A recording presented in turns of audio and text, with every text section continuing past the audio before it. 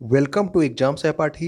आज के इस हिस्ट्री के प्रैक्टिस सीरीज 17 में हम लोग मुगल साम्राज्य के पार्ट 4 में कुछ इंपॉर्टेंट क्वेश्चंस को देखेंगे। इसके पहले हम लोग 3 पार्ट में मुगल साम्राज्य के लगभग 50 क्वेश्चंस कर चुके हैं। तो आइए स्टार्ट करते हैं।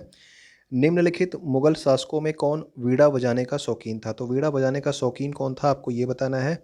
तो अकबर था, औरंगजेब था, शाहजहाँ या फिर जहांगीर। तो देखिए इसका जो सही आंसर होगा वो होगा आपका औरंगजेब। ठीक है, औरंगजेब ने क्या किया था कि इसने जो है संगीत पे तो पाबंदी लगा दी थी, लेकिन इसको जो है वीणा बजाने का भी शौक था। ये एक कुशल संगीतज्ञ भी था। ठीक है, कुशल वीणा वादक था।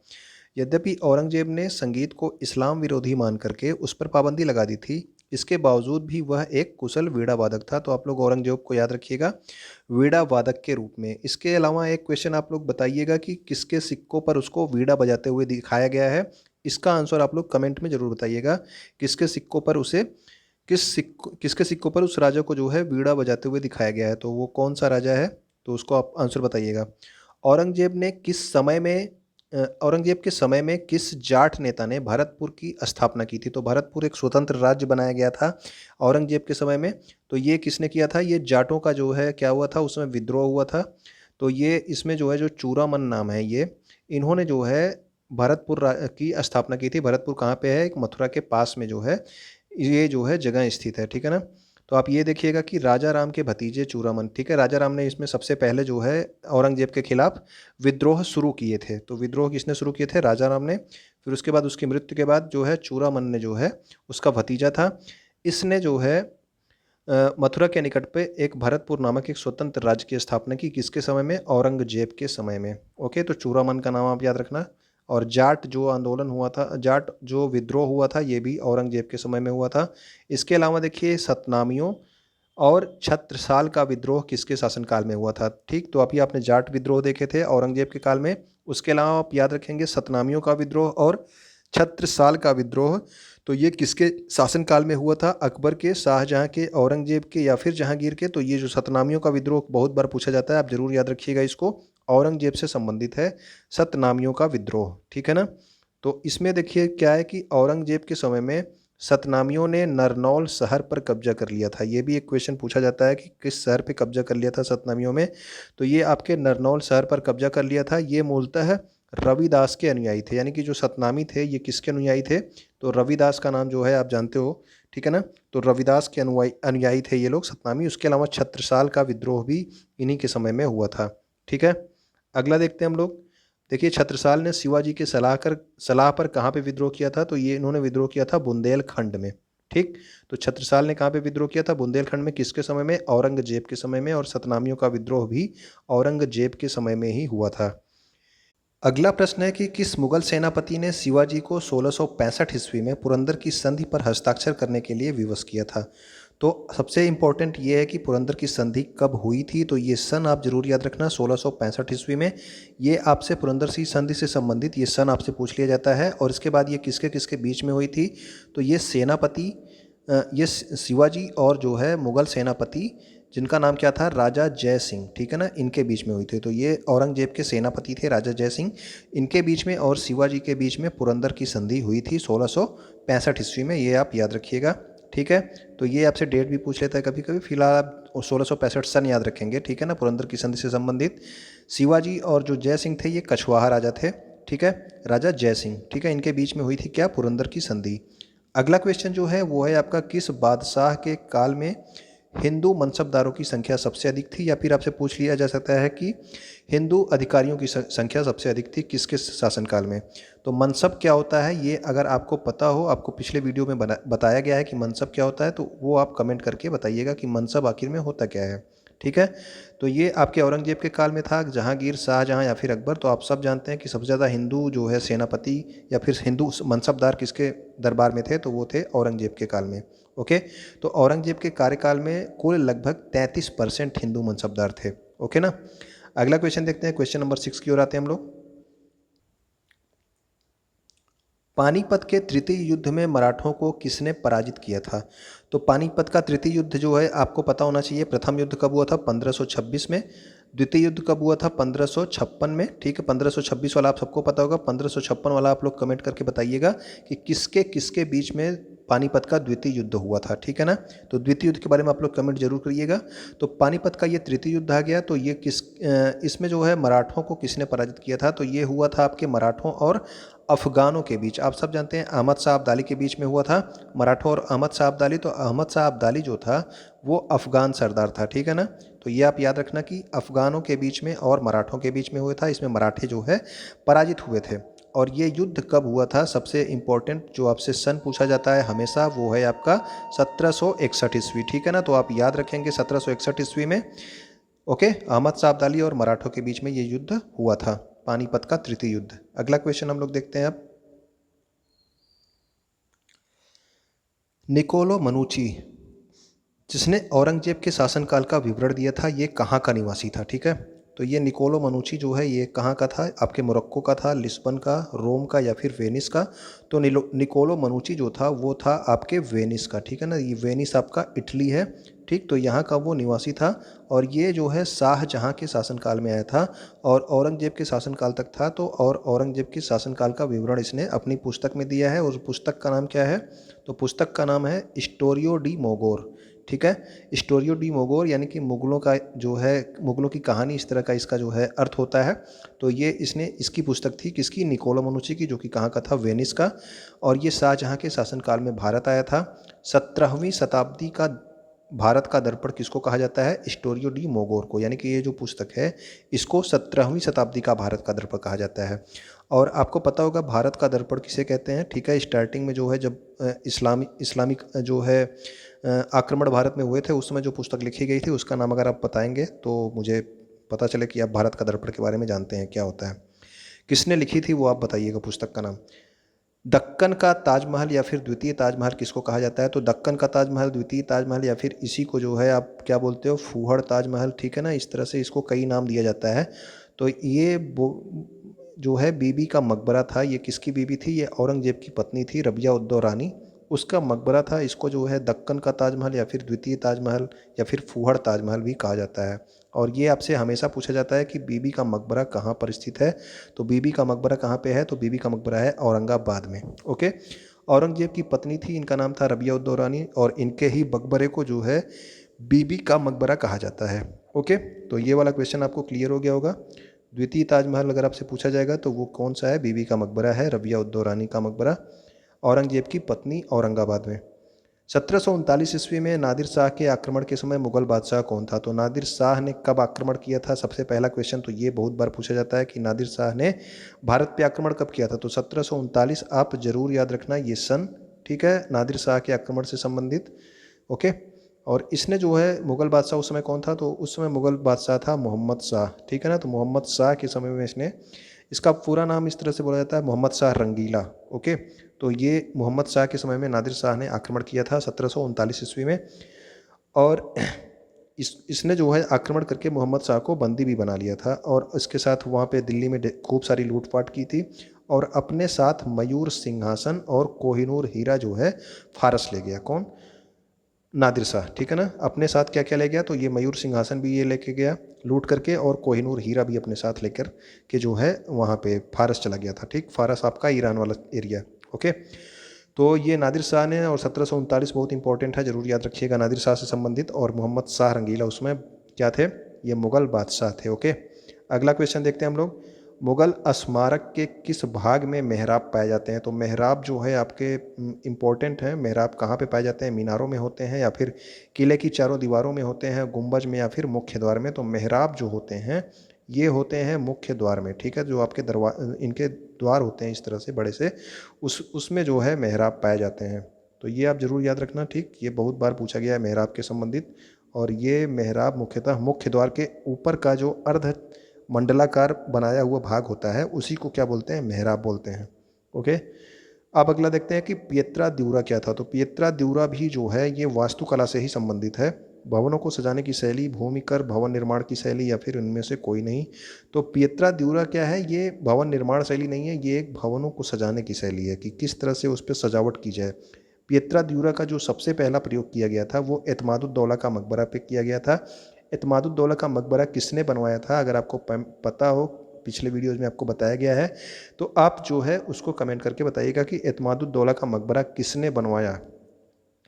और भारत में जो पियत्रा द्यूरा है, यानी कि भवनों को सजाने की एक शैली है पियत्रा द्यूरा, इसका पहली बार प्रयोग जो है एतमादुद्दौला के मकबरे में किया गया है। इसके अलावा पियत्रा द्यूरा का प्रयोग जो है ताजमहल में भी किया गया है, ठीक है ना। तो ताजमहल में भी जो है इसका प्रयोग किया गया है, लेकिन सबसे पहले कहाँ पे किया गया है? तो सबसे पहले पियत्रा द्यूरा का प्रयोग एतमादुद्दौला का मकबरे में किया गया है। और आपको एतमादुद्दौला के मकबरे के बारे में ये भी बताया गया था कि संगमरमर से बना हुआ भारत में पहला जो है ये मकबरा था। ओके, पूरी तरह से संगमरमर से बना था। 1699 ईस्वी में खालसा पंथ की स्थापना किसने की थी? तो खालसा पंथ को स्थापित किसने किया था? ये काफ़ी इंपॉर्टेंट क्वेश्चन है, बहुत बार पूछा गया है आपसे और आपको पता होना चाहिए इसका आंसर, क्योंकि खालसा जो है सिखों के लिए काफ़ी जो है पवित्र होता है। तो ये आपका गुरु गोविंद सिंह ने जो है इसकी स्थापना करी थी इस 1699 ईस्वी में। सन भी आप याद रखिएगा।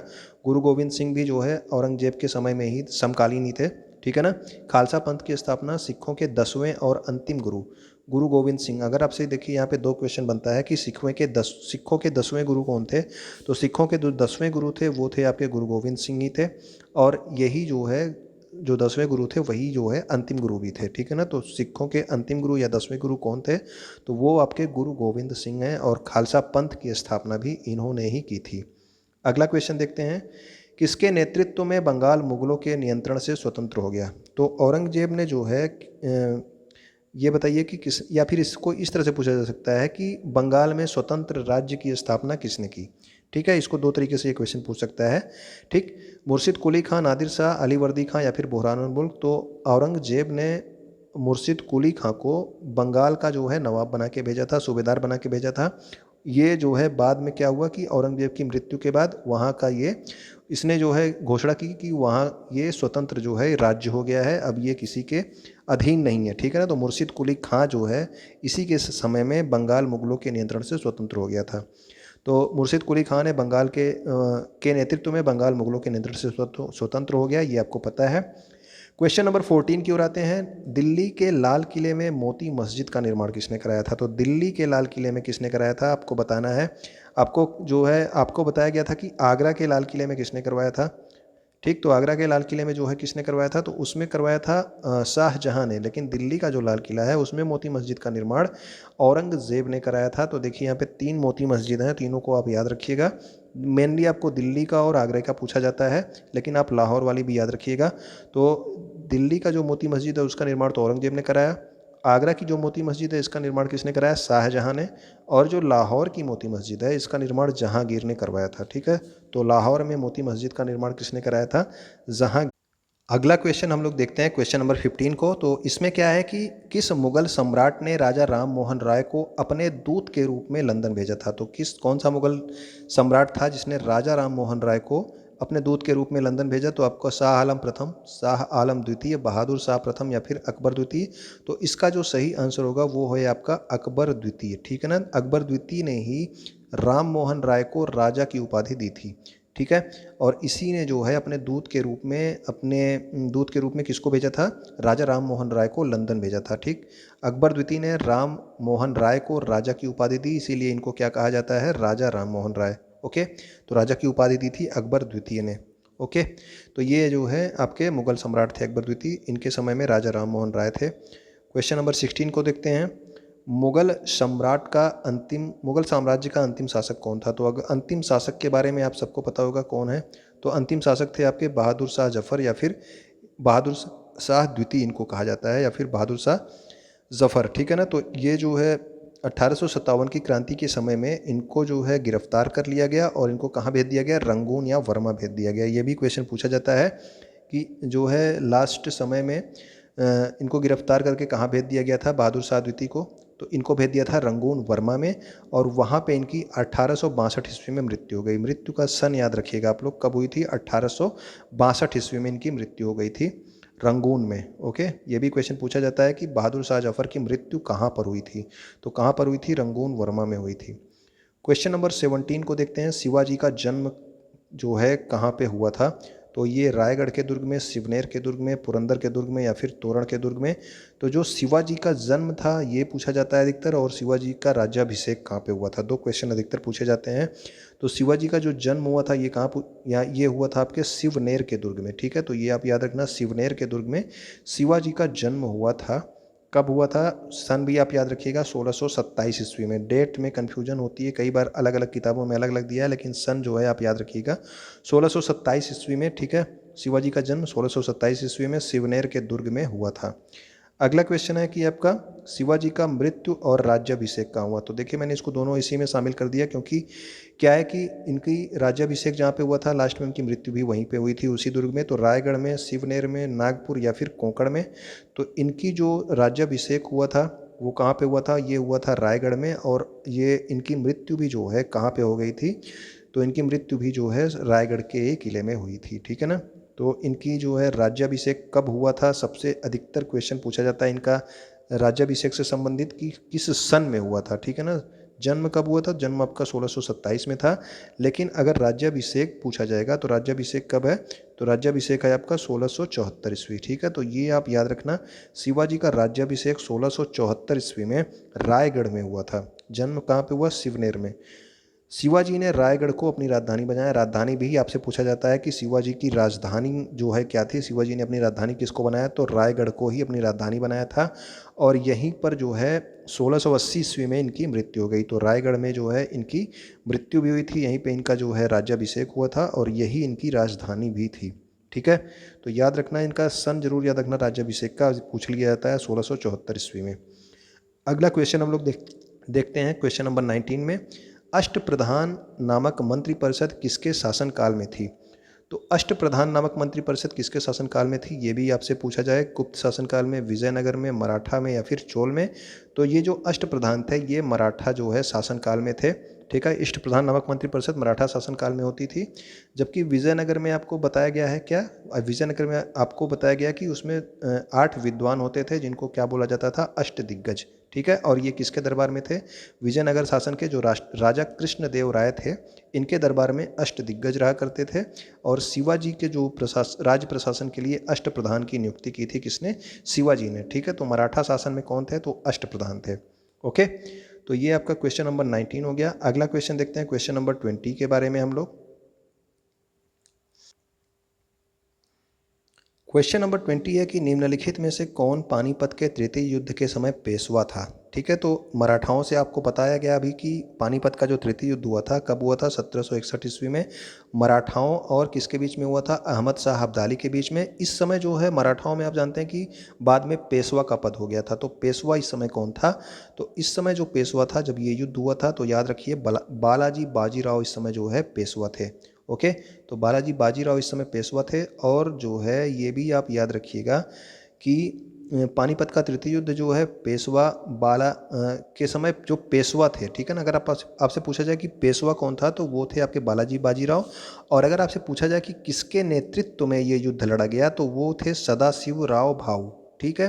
सदाशिव राव भाऊ, इन्हीं के ऊपर एक मूवी भी बनी थी अभी, पानीपत नाम से शायद मूवी थी, ठीक है ना। तो सदाशिव राव भाऊ जो थे, इनके नेतृत्व में मराठा सेना जो है युद्ध करने गई थी इस युद्ध क्षेत्र में। लेकिन उस समय जो पेशवा थे वो कौन थे, वो थे बालाजी बाजीराव, ठीक है। दोनों अलग अलग क्वेश्चन है, याद रखिएगा। 1761 में हुआ था, आपको पता है। और मराठा सेना का जो नेतृत्व कौन कर रहा था, तो वो कर रहा था अहमद शाह अब्दाली, ठीक है। ये मराठा का नहीं, अफगान सेना का, ठीक है। मराठा का कौन कर रहा था, तो मराठा सेना का कर रहा था सदाशिव राव भाऊ, ओके। तो ये अंतर आप लोग समझ गए होंगे, ठीक है। तो ये जो है हमारे इंपॉर्टेंट क्वेश्चन थे। इसके बाद एक और पॉइंट आप याद रखिएगा कि ये भी पूछा जाता है कि अहमद शाह अब्दाली ने भारत पर कुल कितनी बार आक्रमण किया था। तो अहमद शाह अब्दाली ने 7 बार आक्रमण किया था भारत पर, ठीक है ना। तो अहमद शाह अब्दाली 7 बार आक्रमण कर चुका था भारत पे, ओके। तो ये हमारे जो है इंपॉर्टेंट क्वेश्चन थे मुगल साम्राज्य से। 4 वीडियो में आपको जो है सारे वीडियो आपको मिल गए होंगे, आपने सभी देखे होंगे, मुझे पता है। आप लाइक कर देंगे वीडियो, और वीडियो को अपने दोस्तों के साथ भी शेयर कर दिया कीजिए। और अगर आप फॉलो करना चाहते हैं तो आप लोग इंस्टाग्राम, फेसबुक और टेलीग्राम पे भी जो है एग्ज़ाम सहपाठी सर्च करके आप फॉलो कर सकते हैं, ठीक है ना। और वीडियो देखने के लिए आपका बहुत बहुत धन्यवाद, ओके।